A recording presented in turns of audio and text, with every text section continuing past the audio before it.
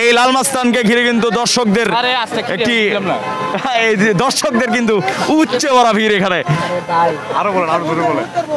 লাল মাস্তান, লাল মাস্তান এই যে ভাই ভাই ওই যে লাঠি মারে, গরু লাঠি মারে। জি আলহামদুলিল্লাহ, ভালো ভালো আছেন? জি। আচ্ছা ভাই, আপনি কোথা থেকে এসেছেন? আমি আসছি নেত্রকোনা থেকে। নেত্রকোনা থেকে। আচ্ছা, এই গরুটার নাম? জি, আমার গরুর নাম রাখা হয়েছে লাল মাস্তান। আচ্ছা, এটা কেন রাখলেন?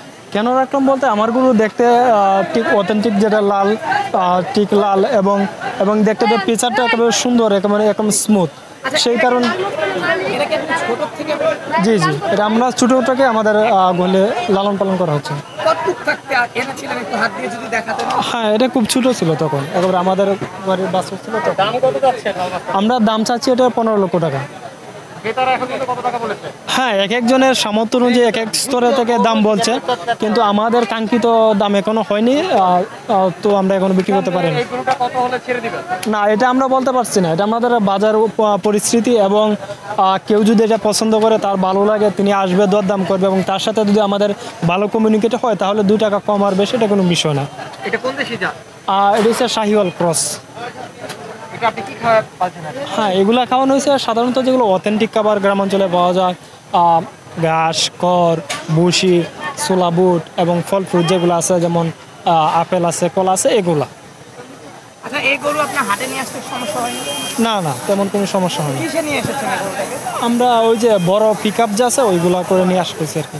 আচ্ছা, তো লালন পালন করলেন, বিক্রি হয়ে গেলে কি খারাপ লাগবে বা মানে? হ্যাঁ, আমরা একটা বলা আছে যে মানুষ is very depend on the affection, মানে মানুষ প্রকৃতি প্রেমিক বা খুবই আকর্ষণতা প্রিয়। তো আমরা যেহেতু এটা ছোটো থেকে বরণ পোষণ এবং এখন পর্যন্ত করছি, তো আমাদের এটার প্রতি একটা আবেগ অনুভূতি কাজ করবে। কিন্তু প্রকৃতির নিয়ম অনুযায়ী কি সব কিছু ছেড়ে দিতে হয় সমানুপাতিক, তো আমাদেরকেও এটা সময় হয়েছে ছেড়ে দিতে হবে। আমরা চাইলে তো আর এটাকে সারা জীবন কাছে রাখতে পারবো না, এই জন্য আমাদেরকে এখন এটা বিক্রি করে দিতে হবে।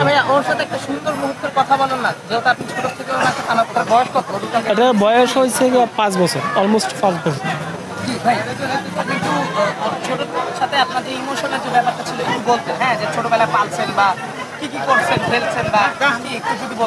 হ্যাঁ, এটা ছোটো থেকে খুব এমিকেবল, মানে মিশুক ছিল, সো দ্যাট পর এত বড় কলা যদি এটা আক্রমণাত্মক হইতো, তাহলে হয়তো এত বড় কলা যেত না, এবং আমরাও আজকে এ পর্যন্ত তাদেরকে নিয়ে আসতে পারতাম না। তো এটা খুব ভালো ছিল, এবং সেই কারণে আজকে আমরা এত বড় করতে পারছি, এবং এখনও দেখতে পাচ্ছেন খুব নম্র ভদ্র, যেটাকে বলে খুব শান্তশিষ্ট গুরু আর কি। এটা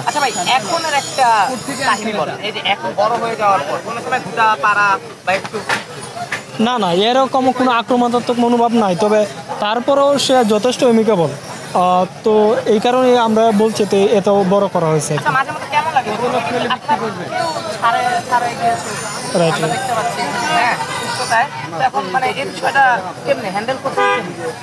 আমি প্রথমে বলেছি যে গরুটা খুব মিশুক, কোনো আক্রমণাত্মক মনোভাব তার মধ্যে নাই, সো এই কারণে মূলত এত বড় করা হয়েছে আর কি।